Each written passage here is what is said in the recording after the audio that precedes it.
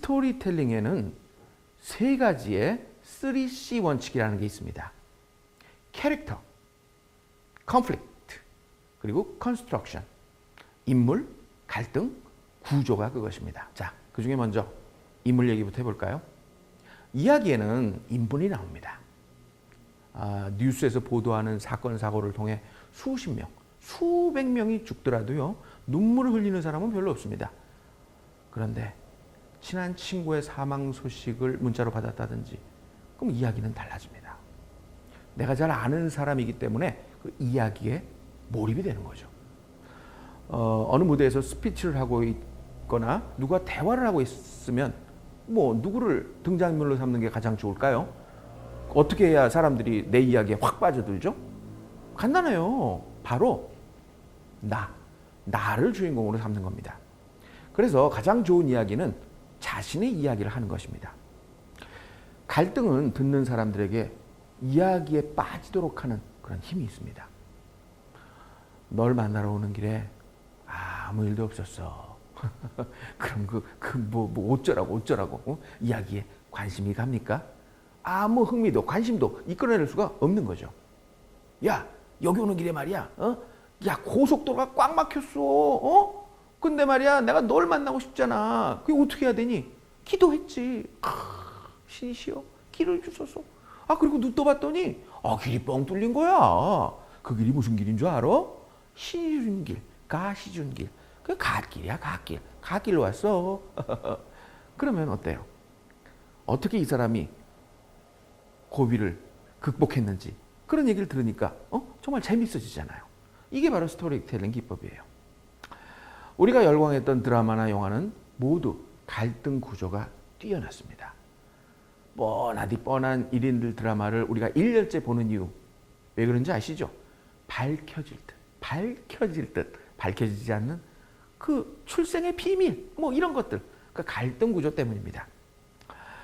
제일 재미없게 말하는 사람이 누군지 아세요? 야, 말이야, 내가 재밌는 얘기 해줄게. 야, 이 웃기는 얘기야. 정말 웃겨. 그러고 시작하면 뭐가 재밌겠어요? 런던 지하철에서 그 신문 파는 소년이 있었대요. 호해! 런던 시민 400명이 사기를 당했어요. 호해! 이봐. 야, 나 신문 하나 줘. 신사가 신문 하나를 사서 봤어요. 근데 아무리 봐도 별 뉴스가 없는 거예요. 아니, 어디서 이게 무슨 사기 사건이 터졌다는 거야? 그때 그 소년은 이렇게 외쳤죠. 호해! 런던 시민 401명이 사기를 당했습니다. 이야기를 통해 갈등을 설정하고 그걸 해결하는 과정을 들려주는 것만큼 몰입에 효과적인 방법은 없습니다. 마지막으로 구조. 이 구조는요, 글쓰기와 마찬가지로 서론, 본론, 결론 이렇게 구성하는 게 아주 좋습니다.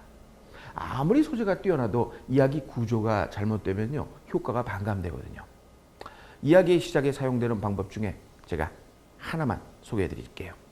바로 질문으로 시작하는 겁니다. 여러분은 천국과 지옥이 싸우면 누가 이긴다고 생각하십니까? 천국이요? 아닙니다. 지옥이 이깁니다. 왜냐하면 지옥에는 좋은 변호사가 많기 때문이죠. 이런 식으로 제일 먼저 질문을 던지는 거죠. 그러면서 변호사에 대한 얘기를 쭉 한다든가 법조계에 대한 얘기를 한다든가 그럼 사람들은 몰입이 됩니다. 여러분, 곰이 사과를 어떻게 먹는지 아세요? 사람들은요, 씹어 먹고 또 토끼는 갉아 먹고 곰은 베어 먹습니다. 이렇게 시작을 하면요, 뭐 사람들의 주의를 끌을 수가 있겠죠. 낙타의 엄마는 누굴까요? 모르세요? 늑대예요, 늑대. 늑대가 나타났다. 이러면서 질문으로 시작하면요, 사람들의 이목을 끌을 수 있습니다. 스토리텔러들은 세 가지 큰 특징이 있습니다. 일단 이야기꾼들은 관찰을 잘합니다. 같은 걸 봐도 다르게 생각하는 그런 특별한 특징들이 있어요. 제가 어떻게 방송 작가가 됐냐 이런 질문을 받을 때가 많은데요. 저는 솔직히 무엇이든지 관찰하기를 잘했던 것 같아요. 대학교 게시판에 이런 그 A4 용지 광고가 붙어 있었어요. 우리 때는 A4 용지라고 안 불렀어요.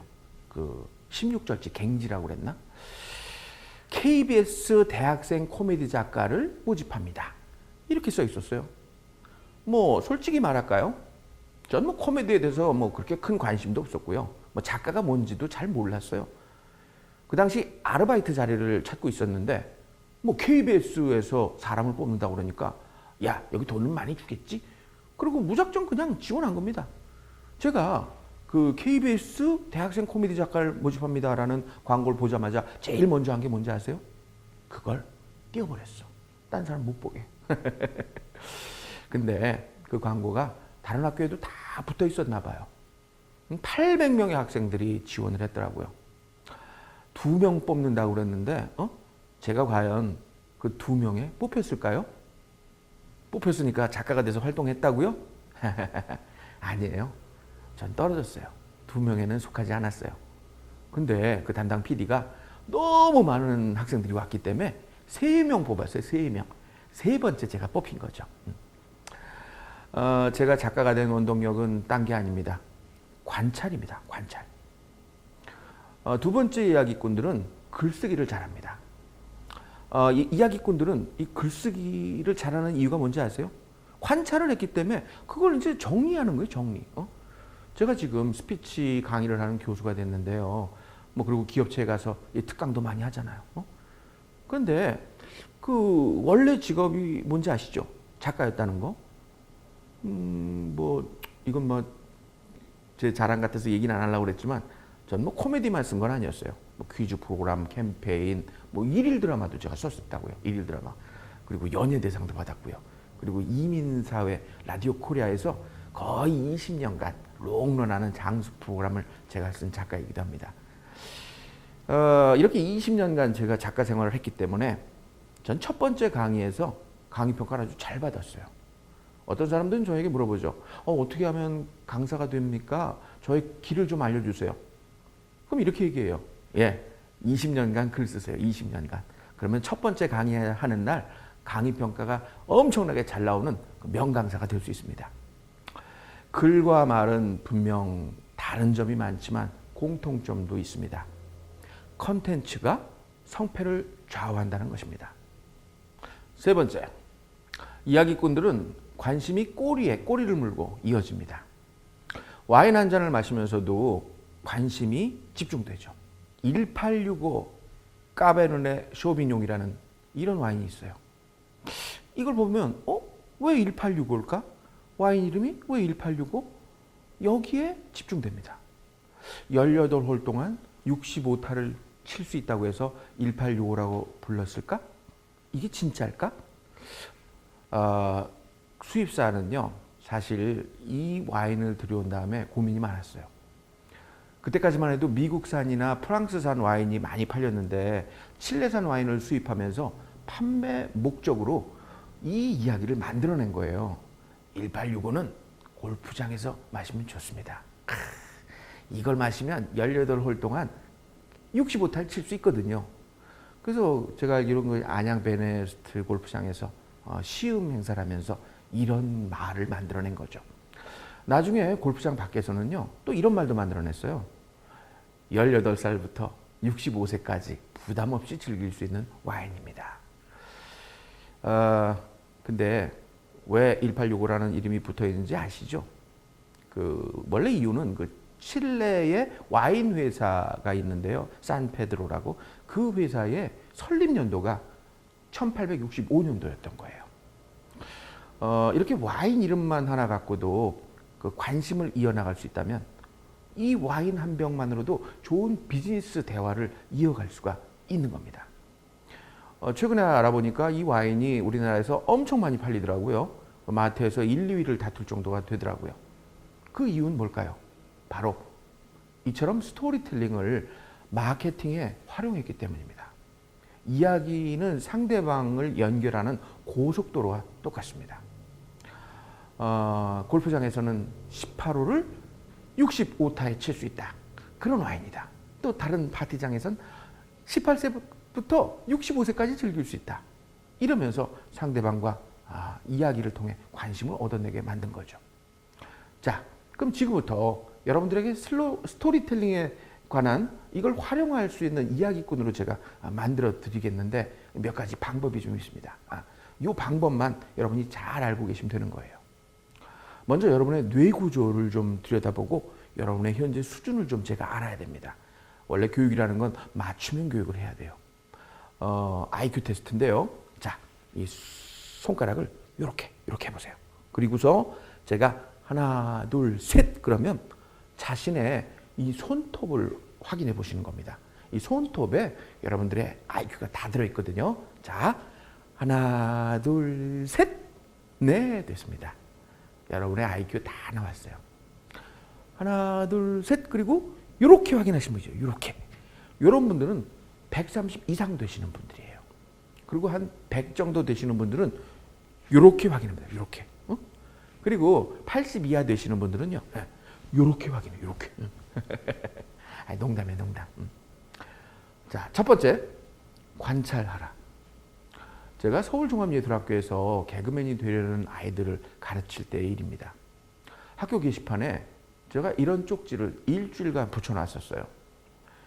다음 주 월요일 12시에 나를 찾아오면 점심에 뷔페를 제공하겠다. 신상훈 교수. 결과는 아무도 찾아오지 않았습니다. 이걸 통해 알 수 있는 게 뭐죠? 내가 인기가 없다? 아니죠. 아이들이 게시판을 안 본다는 거예요.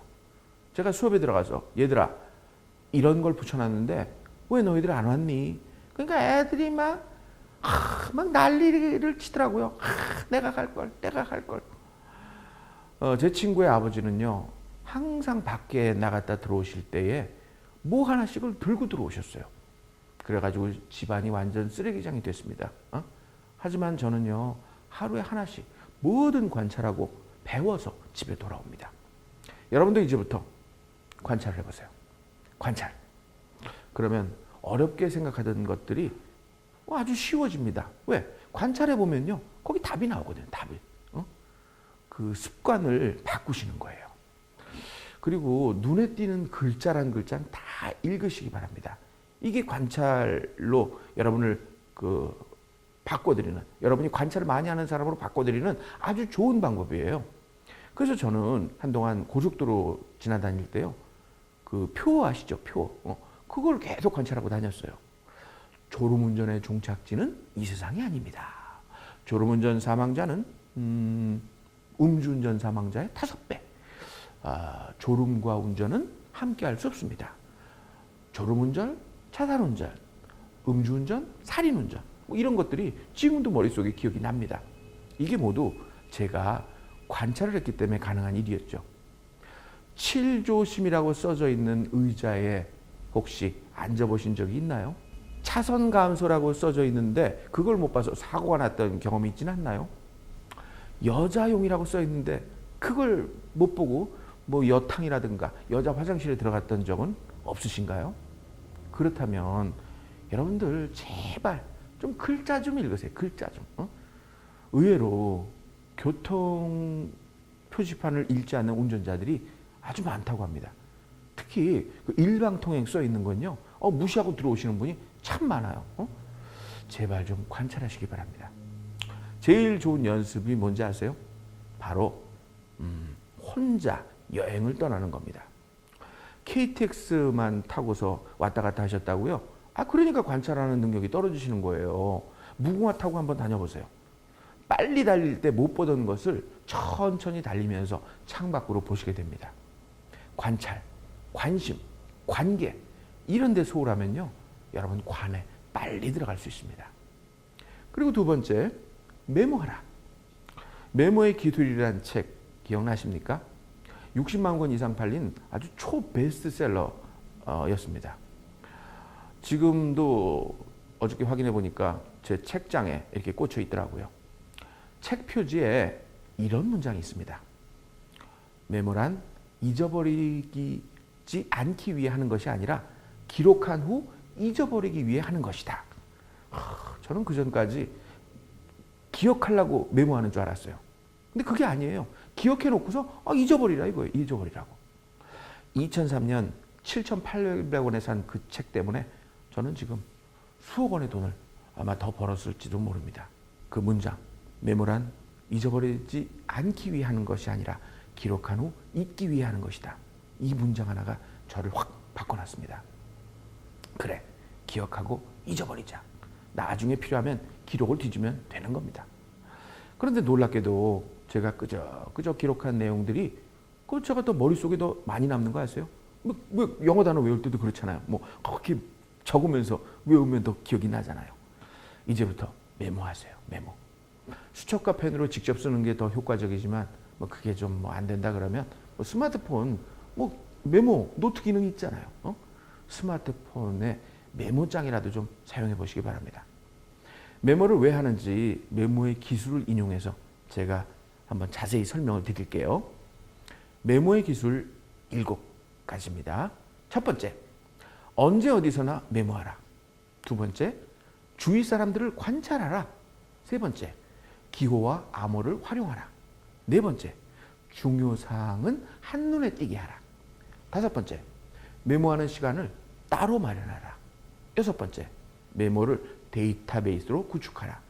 마지막 7번째, 메모를 재활용하라. 세 번째, 일기에 대한 얘기를 좀 해볼게요. 여러분, 일기 쓰세요? 시간여행을 다룬 영화를 보면 전 참 부럽습니다. 야, 나도 저렇게 미래와 과거를 오갈 수 있다면 지금보다 훨씬 쉽게 성공할 수 있었을 텐데. 그라운드호그 데이라는 영화가 기억나네요. 그라운드호그 데이. 우리나라에서는 사랑의 블랙홀이라고 영화 제목을 바꿨는데 빌 머레이가 주연을 했던 작품입니다. 어찌된 이유에서였는지 이 주인공은 깨면은 계속 똑같은 날이에요. 그 그라운드호그 데이. 그래서 처음에는 지루하게 여겼습니다. 그래서 막 장난도 치고 그랬죠. 그런데 매일 똑같은 날이 반복되니까 뭔가 좀 특이한 일을 해볼까? 뭔가 남에게 좀 도움되는 일을 해볼까? 뭘 좀 배워볼까? 이런 생각을 한 거죠. 그렇게 해서 사람들도 도와주고 사랑도 얻는다는 로맨틱 코미디입니다. 안 보신 분들은 제가 한번 보기를 권해드립니다. 사랑의 블랙홀. 성공한 사람들의 특징은요, 하루하루를 남다르게 보내고 있습니다. 똑같은 날인데 남다르게 보내고 있는 거예요. 의미 있게 보내고 있다는 뜻이죠. 하루를 계획하고 반성하고 그러면 나의 24시간이 남들의 2400시간 이상의 가치를 발견하게 되는 겁니다. 그걸 도와주는 게 바로 일기입니다. 일기를 쓰잖아요. 그러면 하루하루 평범한 일상이 좀 특별한 소재가 됩니다. 자세히 관찰하니까 그게 도움이 되고요. 또 글쓰기가 말하기에 기초가 되기 때문에 말 잘하는데 아주 유익합니다. 그리고 네 번째, 스마트폰을 꺼라. 제가 길게 얘기하지 않겠습니다. 말이 스마트폰이지 스마트폰을 스마트하게 사용하는 사람이 별로 없어요. 잠시 꺼두셔도 좋습니다. 그리고 관찰, 사색, 메모, 일기 쓰기에 시간을 할애해 보세요. 당신의 스마트폰에 그 낭비하는 시간에 10분의 1만이라도 투자를 하신다면 여러분의 미래가 달라집니다. 그렇다고 지금 저 스마트폰으로 제 강의 보시는 분이 이거 끄시라는 얘기는 아닙니다. 요거까지만 듣고 그 다음에 끄세요. 다섯 번째, 연습하라. 친구들과 골프장에 갔는데 저만 드라이버 비거리가 안 나는 거예요. 어떤 느낌인지 잘 아시죠? 그랬더니 캐디가 신 사장님 비거리 늘리고 싶으세요? 예. 그럼요. 연습하세요. 말 잘하는 방법도 스토리텔링을 활용 잘하는 방법도 이야기 소재를 많이 머릿속에 저장하는 방법도 꾸준한 연습뿐입니다. 시골서 온 청년이요. 바이올린 케이스를 들고 뉴욕 한복판에 서 있었습니다. 길을 잃어버린 거죠.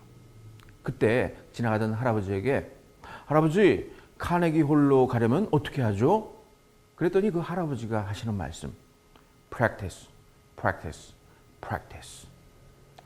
방금 전 이 에피소드가 전 갑자기 떠오른 거예요.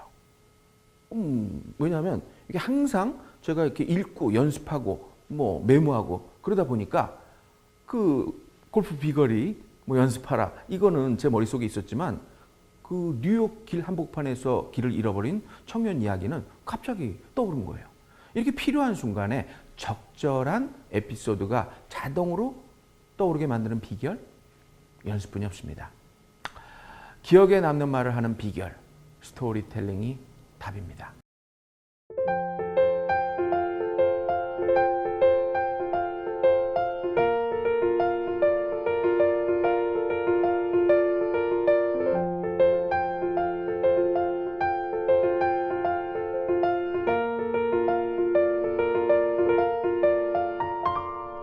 무슨 말을 할까 수많은 단어들 떠다니지만 입이 딱 붙어서 잘 떨어지지가 않아. 뭐가 잘못됐지 어떻게 해야 하지 엄마를 가르쳐준 엄마에게